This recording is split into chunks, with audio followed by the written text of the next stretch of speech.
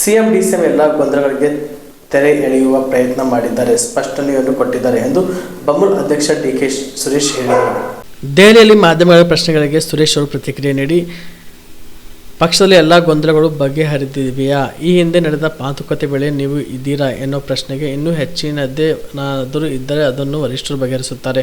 ಈ ಬಗ್ಗೆ ಇಬ್ಬರು ನಾಯಕರು ಈಗಾಗಲೇ ಸ್ಪಷ್ಟನೆ ನೀಡಿರುವಾಗ ಹೆಚ್ಚಿನ ವ್ಯಾಖ್ಯೆಗಳನ್ನು ಬೇಡ. ಶಿವಕುಮಾರ್ ಅವರ ಮಾತು ಒಂದೇ, 140 ಶಾಸಕರು ನಮ್ಮವರೇ, ಅವರು ಪಕ್ಷ ರಾಜ್ಯ ಅಧ್ಯಕ್ಷ ಎಂದು ಈ ಹಿಂದೆ ಹೇಳಿದ್ದಾರೆ, ಇಂದು ನಾಳೆಯೂ ಹೇಳುತ್ತಾರೆ ಎಂದರು.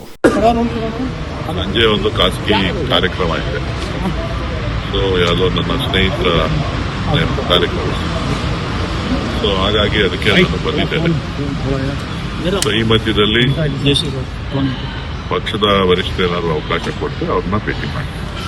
ಇಲ್ಲ, ಯಾರು ಇನ್ನ ಕೇಳಿಲ್ಲ. ಈಗ ರಾತ್ರಿ ತಾನೇ ಬಂದಿದ್ದೀನಿ.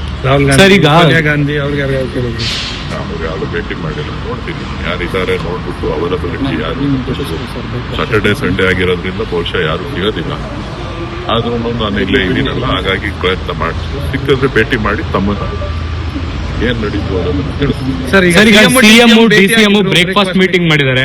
ಅಲ್ಲಿ ಹೇಳಿದ್ದಾರೆ ಯಾವುದೇ ನಮ್ಮ ನಡುವೆ ಭಿನ್ನಾಭಿಪ್ರಾಯಗಳಿಲ್ಲ, ನಾವು ಹೊಂದ್ಕೊಂಡು ಪಕ್ಷವನ್ನ ಕಟ್ತೀವಿ ಅನ್ನೋ ಮಾತನ್ನ ಹೇಳಿದ್ದಾರೆ. ಅವರ ಕರ್ತವ್ಯ ಕೂಡ. ಯಾಕಂತಂದ್ರೆ ರಾಜ್ಯದ ಜನರಿಗೆ ಮಾತು ಕೊಟ್ಟಿದ್ದಾರೆ, ಆ ಮಾತಿನಂತೆ ನಡ್ಕೋಬೇಕಾಗಿರೋ ಕರ್ತವ್ಯ ಆಗಿದೆ. ಮುಖ್ಯಮಂತ್ರಿಗಳು ಉಪಮುಖ್ಯಮಂತ್ರಿಗಳು ಅದನ್ನ ಈಡೇರಿಸ್ತಾರೆ ಅಂತಕ್ಕಂಥ ಭರವಸೆ ನನಗಿದೆ. ಅಲ್ಲ, ಬಟ್ ಪವರ್ ಶೇರಿಂಗ್ ಬಗ್ಗೆ ಯಾವುದೇ ಮಾತುಕತೆ ನಡೆದಿಲ್ಲ. ನೀವು ಹೇಳಿದ್ರಿ ಸಿಎಂ ಕೊಟ್ಟ ಮಾತಿಗೆ ನಡ್ಕೊಳ್ಬೇಕು ಅನ್ನೋ ತರದಲ್ಲಿ ನೀವು ಹೇಳಿದ್ರಿ. ನಾನು ಹಂಗೆ ಹೇಳಲಿಲ್ಲ, ನೀವು ಅದನ್ನ ತಿರ್ಚಿದಿರಿ. ಹೇಳಿದ್ದು ಬೇರೆ ತರ, ನೀವು ಮಾತಾಡಿದ್ದು ಬೇರೆ ತರ. ಆದ್ರೂ ಕೂಡ ಇವತ್ತು ಮುಖ್ಯಮಂತ್ರಿಗಳು ಮತ್ತು ಉಪಮುಖ್ಯಮಂತ್ರಿಗಳು ಇಬ್ರು ಕೂಡ ಸ್ಪಷ್ಟನೆ ಕೊಟ್ಟಿರೋದ್ರಿಂದ ಅದ್ರ ಬಗ್ಗೆ ಮತ್ತೆ ಚರ್ಚೆ ಮಾಡೋದು ಅವಶ್ಯಕತೆ. ಅಂದ್ರೆ ಪವರ್ ಶೇರಿಂಗ್ ಕಾನ್ಸೆಪ್ಟ್ ಇಲ್ಲ ಅಂತೀರಾ ಸರ್?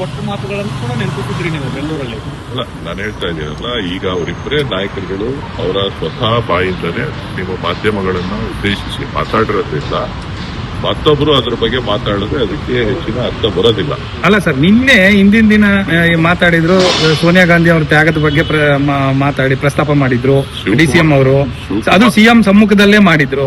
ಅಂದ್ರೆ ಇದರ ಅರ್ಥ ಮೆಸೇಜ್ ಏನು ಅಲ್ಲ. ಶಿವಕುಮಾರ್ ಅವರು ಪ್ರತಿಯೊಂದು ಹಂತದಲ್ಲೂ ಕೂಡ ಗಾಂಧಿ ಕುಟುಂಬದ ತ್ಯಾಗ ಮತ್ತು ಬಲಿದಾನದ ವಿಚಾರಗಳನ್ನು ಎಲ್ಲ ಸಂದರ್ಭಗಳಲ್ಲೂ ಕೂಡ ಹೇಳ್ತಾ ಇರ್ತಾರೆ. ಇದು ಒಂದೇ ಸಂದರ್ಭ ಅಲ್ಲ. ಸೊ ಏನು ಶ್ರೀಮತಿ ಸೋನಿಯಾ ಗಾಂಧಿ ಅವರು ತಗೊಂಡಂತ ಅನೇಕ ನಿರ್ಧಾರಗಳನ್ನ ಅವರು ಯಾವತ್ತೂ ಕೂಡ ಹೃದಯದಿಂದ ಅವರು ಪದೇ ಪದೇ ವಿಚಾರಗಳನ್ನ ತಿಳಿಸುವಂತ ಕೆಲಸವನ್ನ ಕಾರ್ಯಕರ್ತರಿಗೆ ಮತ್ತು ಮುಖಂಡರುಗಳಿಗೆ ತಿಳಿಸುವಂತ ಕೆಲಸವನ್ನ ಮಾಡ್ತಾ ಇರ್ತಾರೆ. ಅದು ಹೊಸದಲ್ಲ. ಸಿಎಂ ಶಿವಕುಮಾರ್ ಅವರು ಮಾತು ಹೇಳ್ತಿರ್ತಾರೆ, ಯಾವಾಗ್ಲೂ ಕೂಡ ಪಕ್ಷದ ನಿಷ್ಠಾವಂತ ಕಾರ್ಯಕರ್ತ, ಜೊತೆಗೆ ಮಾಡಿರೋ ಕೆಲಸಕ್ಕೆ ನನಗೆ ಕೂಲಿ ಸಿಗುತ್ತೆ ಅಂತ. ಅದು ಸಿಗುತ್ತಾ? ಈಗ ನೋಡಿ, ಈಗ ಕೂಲಿ ಸಿಗುತ್ತಾ ಇಲ್ವಾ ಅನ್ನೋದಲ್ಲ. ಏನು ಅವ್ರ ಅಧ್ಯಕ್ಷರಾಗಿದ್ದಾರೆ, ಏನು ಉಪಮುಖ್ಯಮಂತ್ರಿಗಳಾಗಿದ್ದಾರೆ, ಅದೆಲ್ಲವೂ ಕೂಡ ಒಂದು ಪಕ್ಷದ ಒಂದು ಕೊಡುಗೆ.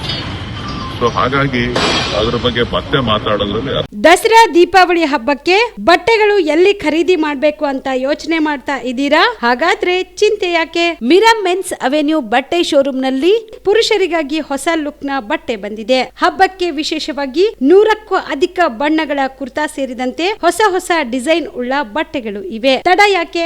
ಬಟ್ಟೆ ಖರೀದಿಗೆ ಹಿಂದೆ ಬನ್ನಿ, ನಿಮ್ಮ ಕಲಬುರಗಿಯ ಮಿರಾ ಮೆನ್ಸ್ ಅವೆನ್ಯೂಗೆ. ನಿಮ್ಮ ಮನೆಯಲ್ಲಿ ಮದುವೆ ಇದೆಯಾ? ಮದುಮಗ ಸೇರಿದಂತೆ ಸಂಬಂಧಿಕರಿಗೆ, ಸ್ನೇಹಿತರಿಗೆ ಬಟ್ಟೆ ಖರೀದಿ ಮಾಡೋದಿದೆಯಾ? 10 ಅಂಗಡಿಗೆ ಹೋಗಿ ಬಟ್ಟೆ ಹುಡುಕುವ ಬದಲು ಎಲ್ಲಾ ರೀತಿಯ ಹಬ್ಬಗಳ, ಮದುವೆ, ಶುಭ ಸಮಾರಂಭ ಸೇರಿದಂತೆ ಎಲ್ಲಾ ರೀತಿಯ ಬಟ್ಟೆಗಳು ಇದೀಗ ಒಂದೇ ಸೂರಿನಡಿಯಲ್ಲಿ ಕಲ್ಪಿಸಿದ್ದಾರೆ. ಹಾಗಾದ್ರೆ ಚಿಂತೆ ಬಿಡಿ, ನಿಮ್ಮ ಕಲಬುರಗಿಯಲ್ಲಿ ಮಿರಾ ಮೆನ್ಸ್ ಅವೆನ್ಯೂ ಪುರುಷರ ಬಟ್ಟೆಗಳಿರುವ ಬೃಹತ್ ಶೋರೂಮ್ ಪ್ರಾರಂಭಿಸಿದ್ದಾರೆ.